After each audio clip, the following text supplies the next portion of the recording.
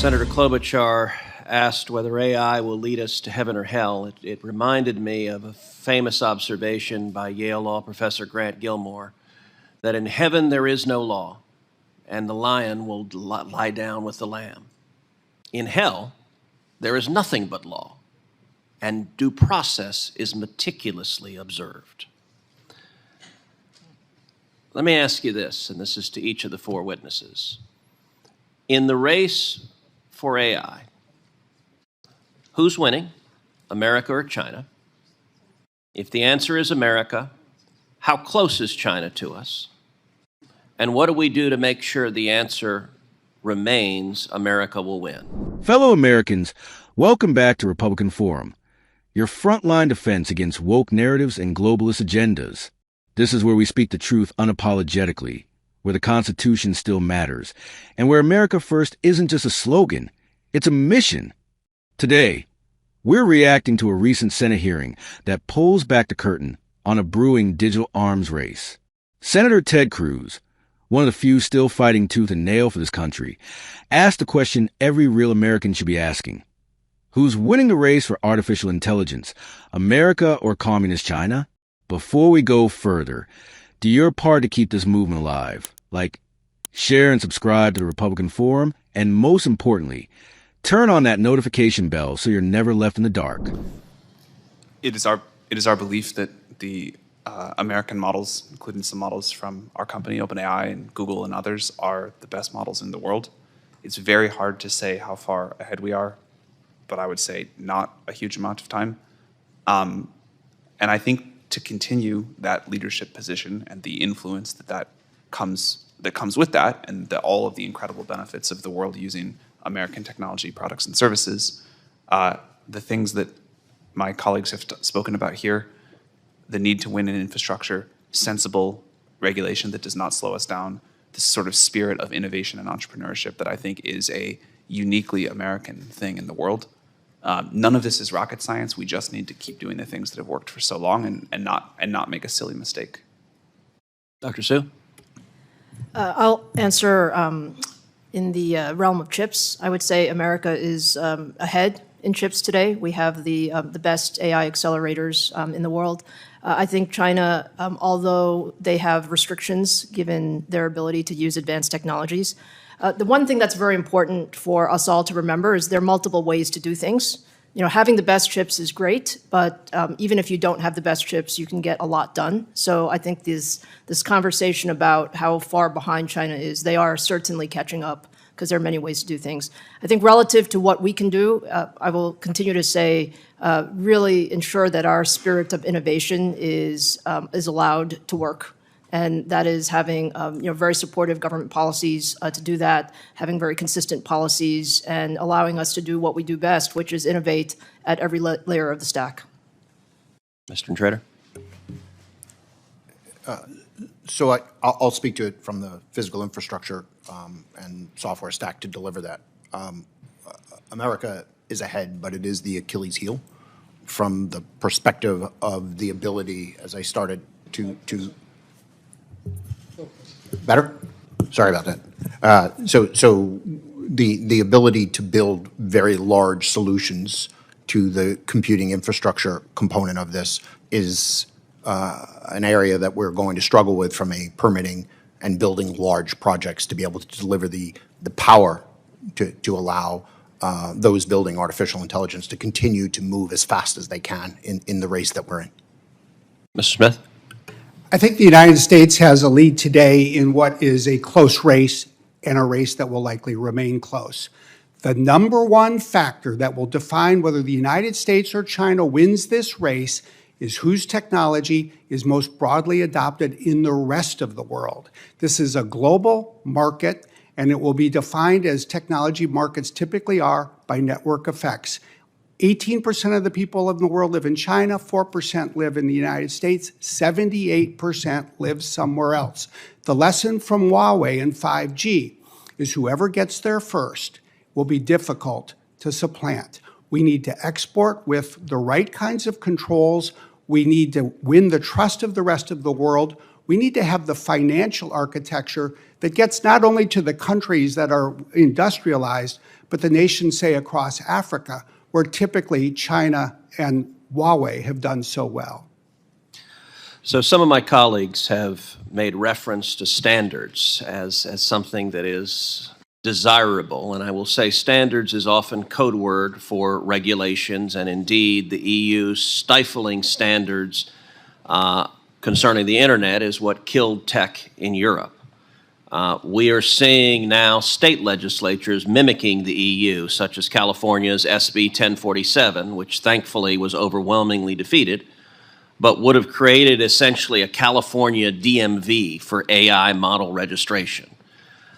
How harmful would it be to winning the race for AI if America goes down the road of the EU and creates a heavy-handed prior approval government regulatory process for AI? I think that would be disastrous. To give a more specific answer to your previous question, which I think touches on why it would be so bad, there are three key inputs to these AI systems. There's compute, all the infrastructure we're talking about. There's algorithms that we all do research on, and there's data. If you don't have any one of those, you cannot succeed in making the best models. And as Brad said, the way for America to influence the world here is to have the technology that people most want to use and most adopt. The world uses iPhones and Google and Microsoft products, and that's wonderful. Like, that's how we have our influence. We don't want that to stop happening. So systems that stop us on any of these areas, if we have rules about what data we can train on that are not competitive with the rest of the world, then things can fall apart. If we are not able to build the infrastructure, and particularly if we're not able to manufacture the chips in this country, the rules can fall apart. If we can't build the products that people want, that naturally win in the market, and I think people do want to use American products, we can make them the best. But if we're prevented from doing that, people will use a better product made from somebody else that doesn't have the sort of, that is not stymied in the same way. So I am nervous about standards being set too early. I'm totally fine, with the position some of my colleagues took, that standards, once the industry figures out what they should be, it's fine for them to be adopted by a government body and sort of made more official. But I believe the industry is moving quickly towards figuring out the right protocols and standards here, and we need the space to innovate and to move quickly. So if each of you could briefly answer that question, because my time's expired, so I want to be respectful of that. I agree with the comments that Sam put up. I agree, and I would just say, and I think the point you're making is we have to be very careful not to have these pre-approval requirements, including at state levels, because that would really slow innovation in the country. I think that a patchwork of regulatory overlays will cause friction in the ability to build and extend what we're doing. Sam Altman of OpenAI admitted we're ahead. That sounds good, right? But don't get too comfortable, folks, because he also said the gap between the U.S. and China ain't that big anymore. And when you hear that from the guy leading one of the most powerful AI companies on Earth, you better believe the threat is real. China is catching up, and fast. While we're caught up in internal debates over identity politics and cancel culture, the CCP is locking in their grip on surveillance tech, censorship systems, and AI-based warfare tools. This is not science fiction. This is happening right now. Dr. Pursue hit the nail on the head. China doesn't need our chip quality or our innovation spirit. They've got something else, authoritarian focus. No bureaucracy. No regulations. No ethical debates. They can steal, hack, and copy their way to the top, and they're doing it with state support. Meanwhile, we've got American companies too scared to offend TikTok users.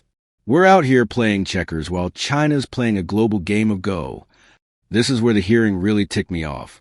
Altman and the other tech leaders were practically begging the government not to smother the industry with EU-style overregulation.